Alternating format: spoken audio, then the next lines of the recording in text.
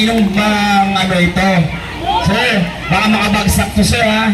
Baka makadisgrasya kayo sir ha.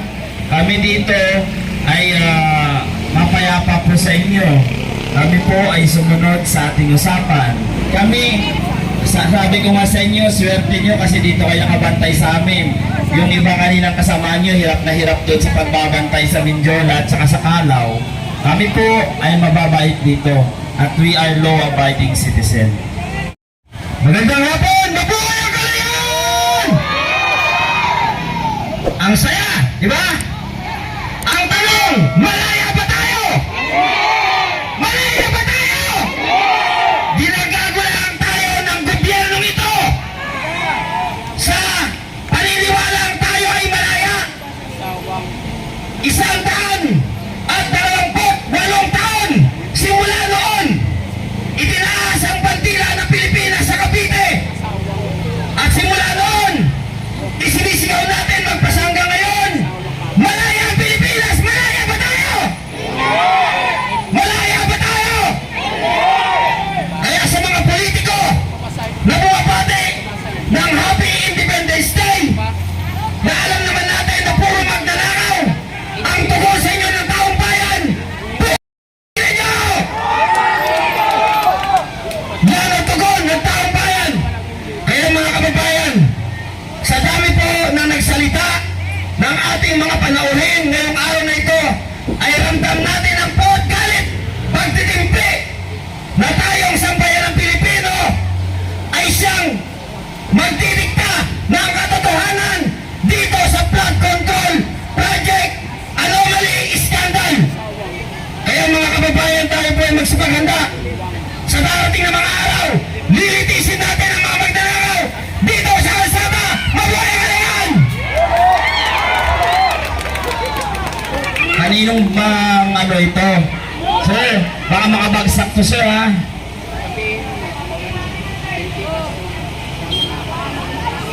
Baka makadisgrasya kayo sir ha. Kami dito ay mapayapa po sa inyo. Kami po ay sumunod sa ating usapan. Kami, sabi ko nga sa inyo, swerte nyo kasi dito kayo nakabantay sa amin. Yung iba kaninang kasama nyo, hirap na hirap doon sa pagbabantay sa Mindiola at saka sa Kalaw. Kami po ay mababait dito at we are law-abiding citizen. Ang susunod po nating speaker ay walang iba kung hindi nagmula sa teritoryo ng mga Marcos. Walang iba kung hindi ang Duterte Solid North ni Kuya Aguila. Mga kasama, buhayin ninyo ang mga natutulog yung dugo. Magandang hapon sa inyong lahat, mga ka-DDS! Alam niyo ba kung ano ang ibig sabihin ng DDS? Ha? Alam niyo ba? Ang ibig sabihin ng DDS ay walang iba kundi ang disiplinadong Duterte supporters!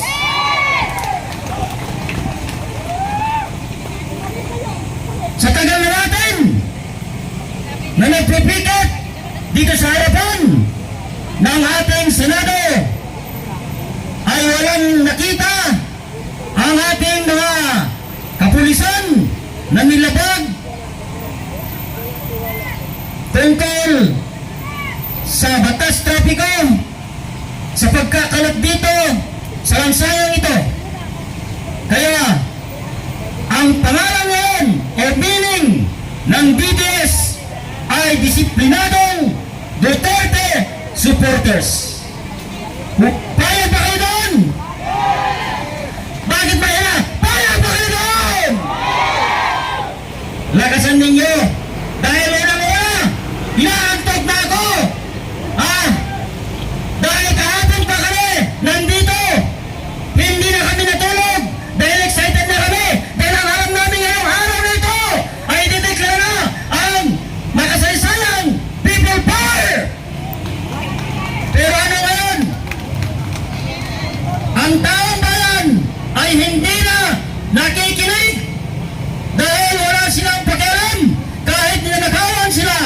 ng mga politikong galit sa kapangyarihan. Dahil kahit trilyon ang ninagaw sa kanila ay tuwang-tuwa pa ang mga taong ito. Nasaan ang kanilang mga utak? Nasaan ang kanilang paninindigan upang sa ganon ay ipagtanggol ang demokrasya ng Pilipinas? Kaya, kung napansin ninyo mga kababayan, ang sinabi nito, democracy is dead. Why democracy is dead? Democracy is dead dahil ninakaw nila ang ating demokrasya. Nakita ninyo mga kababayan, ang maharang na yan. Yan ang isang halimbawa ng pagkigil ng karapatan ng mamamayang Pilipino upang makalapit sa ating Senado. Ang Senado ay hindi pagmamayari ng mga politiko at ang mga taga-Malacanang. Ang Senado ngayon ay pagmamayari ng taong bayan.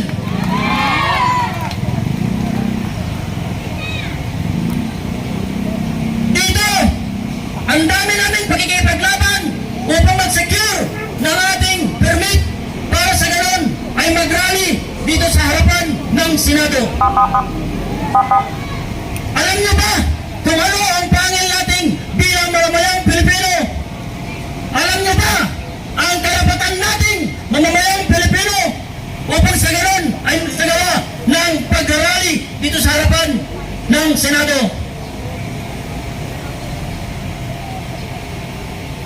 Base sa ating issue na rampant corruption in our national government, hindi na natin kailangan mag-secure ng isang permiso sa local government unit. Bakit? Dahil meron tayong Philippine Constitution.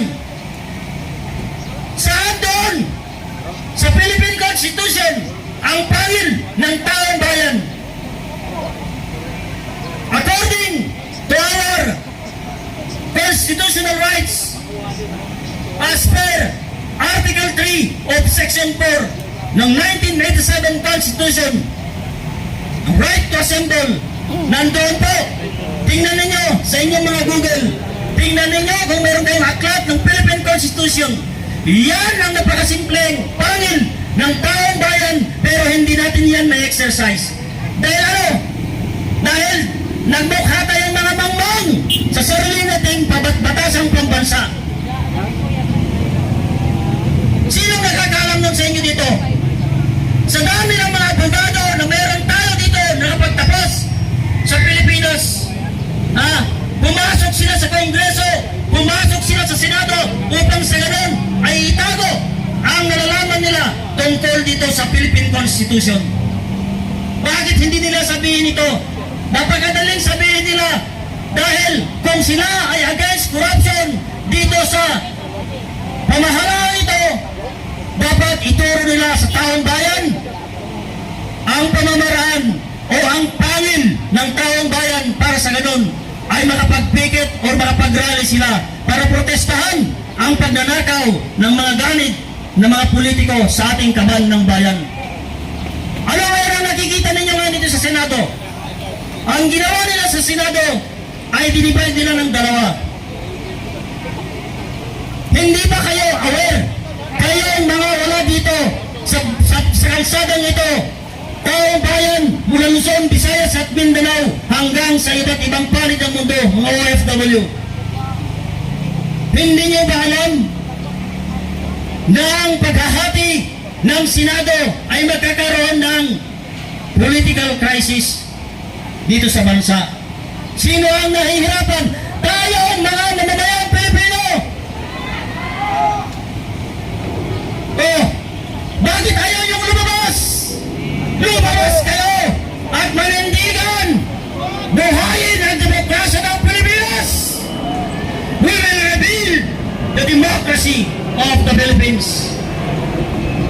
Sino ang ayaw na mabuhay ang demokrasya ng Pilipinas? Gusto niyo ba na ang maghari dito sa Pilipinas ay isang diktatorya? Oh.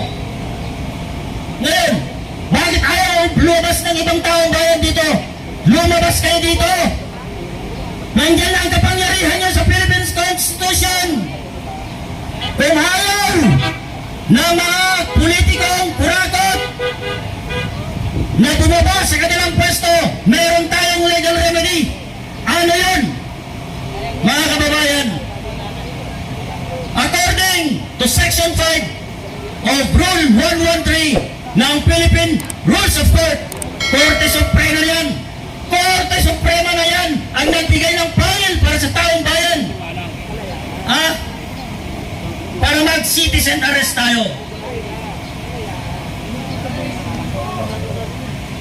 Maniniwala ba kayo na ang mga sibilyan kayang i-aresto ang presidente, kayang i-aresto ang mga senador na kurakot, ang mga kongreso na mga kurakot? Naniniwala ba kayo? Kung naniniwala kayo, lahat tayo babalik dito bukas. Pagbubukas ng Senado at nakita natin ang mga minority black na yan, ikulihuliin silang lahat at ikulong yan. Kaya niya ba natin yan? Kung sabihin ninyo hindi natin kaya yan, sunugin na natin ang Kongreso, sunugin na natin ang Korte Suprema, sunugin na natin ang Senado, at sunugin na natin lalong-lalo na ang Malacanang dahil wala tayong gobyernong Pilipino. Ngayon, dito, nag-sacrifice kaming lahat dito. O bago sa lahat, bago ko ipagpatuloy ang aking pagsasalita, ako ay nagpapasalamat sa mga natutulog dito sa lugar na ito. Mga kasamang nag-rally, nilalamok, nauulanan dahil sila ang tunay na may pinaglalaban. Kaya samahan niyo kami, mga kababayan. Kaya niyo ba kami samahan? Para sa kalayaan natin, para sa mga nagnanakaw ng bayan. Hindi sapat sa atin dito, mga kababayan, ang sigaw ng sigaw, sigaw ng sigaw, araw-araw. Alam niyo ba kung ilang araw na ako dito sa Maynila? Tanong ko sa inyo, sinong nakakalam kung ilang araw na ako dito sa Maynila? Simula September 20, 2025, nakipaglaban na ako dito through the call of Colonel Betran. Colonel Betran, nasaan ka? September 20, 2025, nandito na ako sa Maynila, nakikipaglaban sa rally na yan. Nagpupuyat. Hanggang ngayon pa naman, araw na ng kalayaan, hindi pa rin nagbago ang ating isinisigaw na maging malaya tayo mula sa mga magnanakaw ng bayan. Ngayon, kung ito sa lahat ng taong bayan, kung gusto ninyang magbago ang ating bayan para sa ganon, umunlad at nabigyan ng tamang serbisyo publiko ang lahat ng mamamayang Pilipino, tayo ay magkaisa, manindigan at ipaglaban ang katarungan at demokrasya ng mamamayang Pilipino. Hindi sapat dito na kayong lahat ay makinig, manood sa telebisyon at kung ano man na pamamaraan. Ang laban nandito sa lansangan. Nandito sa lansangan ito, sa harapan ng Senado. Ang last card ng taong bayan ay nandito sa harapan ng Senadong ito. At walang makakapigil sa taong bayan na mag-rally dito sa harapan ng Senadong ito dahil ang kalsadang ito ay pagmamayari ng taong bayan. Naniniwala ba kayo? Baka sabihin ninyo na ang kalsadang ito ngayon ay pagmamayari ng SM. Baka sabihin ninyo na ang kalsadang ito ay pagmamayari ng pribadong sektor. Baka pagmamayari ni Tulfo. Baka pagmamayari ni Tulfo to. Hindi. Dahil ang kalsadang ito ay pagmamayari ng taong bayan. tayo ay may karapatan at walang nakakapigil sa ating lahat. Walang batas na nagbabawal na mag-rally dahil ang interes ng taong bayan ay mapanagot kung sino ang mga magnanakaw. Naniniwala ba kayo? Okay. Kaya ngayon, nandito tayo. Sineselebrate natin ngayon ang 128th anniversary ng ating independence. Pero sana hindi na tayo abutan ng next Independence Day na ganito, na nandito lang tayo sa lansangang ito, na wala naman tayong maisigaw, kundi puro sigaw lang, na walang mass action. Kailangan natin ng mass action. Kailangan natin ng action na makatotohanan at manindigan para ipaglaban ang ating demokrasya. Ngayon, dahil kayo ay pumapayag, encourage ninyo ang lahat ng mamamayang Pilipino na sumali dito, makipag-participate kayo dito upang sa ganun ay mapanagot kung sino ang dapat managot. Wala tayong pakialam kung kababayan, kung sa norte, kahit sino man parte ng sulok ng Pilipinas, ang mga iyan, kapag maging kamag-anak man yan, kung sila ay nagkasala sa batas, dapat sundin ang batas. Huwag nating i-bend ang law. Dahil ang bending the law ay yan, ay malaking kasalanan. Dapat nga itong nagbabaluktot ng batas natin na ito, ay dapat yan kinukulong na. Eh bakit hanggang ngayon, hindi nakukulong? Yung nagnakaw lang ng bunga ng mangga na yan, ikinulong, kinasuhan, nakulong. Pero yung nagnakaw dyan ng bilyon, trilyon, ayun dyan, malaya silang naglalakad dyan, kumakain sa mamahaling restaurant, nakakapang-ibang bansa, para sa ganun mag-happy-happy, gamit pa ang pera ng taong bayan. Iyan ang masakit na katotohanan sa ating taong bayan dahil pinababayaan natin, tinotolerate natin ang mga ganitong aktibidad ng ating mga opisyales ng gobyerno na dapat managot. Pero sa halip na managot ang mga ito, tuwang-tuwa tayo dahil ang mga ninakaw nila ay pinamumugmod nila sa atin sa pamamagitan ng paggamit ng mga indirect vote buying. Ano ang mga indirect vote buying ito? Ginamit nila ang DOLE, ginamit nila ang DSWD at iba pang mga public assistance, cash assistance na yan. Tuwang-tuwa naman tayo dahil natatanggap natin ito. Pero sa likod ng lahat ng iyan ay tinatarantado tayo ng administrasyong ito. Kaya tayo bilang mamamayang Pilipino, pag-uwi ninyo mamaya sa inyong mga tahanan, balikan ninyo ang inyong Philippine Constitution. Pag-aralan ninyo yan. Nang sa ganon ay malaman ninyo kung ano ang karapatan ninyo bilang mamamayang Pilipino. Hindi lang tayo Pilipino dito na pumunta na lang sa bahay natin, pagkagising natin ng umaga, pasok ng trabaho, pagka nagsweldo, pumunta doon sa tindahan, bumili ng bigas, pagkain. Hindi lang ganun po ang responsibilidad nating mamamayang Pilipino, kundi dapat alamin natin ang ating karapatan nang sa ganon hindi tayo sinasalaula ng mga opisyales ng gobyerno. Sa totoo lang, sila ang ating tauhan, sila ang ating trabahante, na hindi dapat sila ang nasusunod dahil ang taong bayan ang mas higit na nasusunod dahil tayo ang nagpapasahod sa kanila. Nakita ninyo, mapansin ninyo, sa lahat ng mga local government units natin, o sino sila dyan sa opisina nila, akala mo kung sino? Pag mag-entertain ng mga taong bayan, ng mga kliyente nila, akala mo sila ang may-ari ng munisipyo.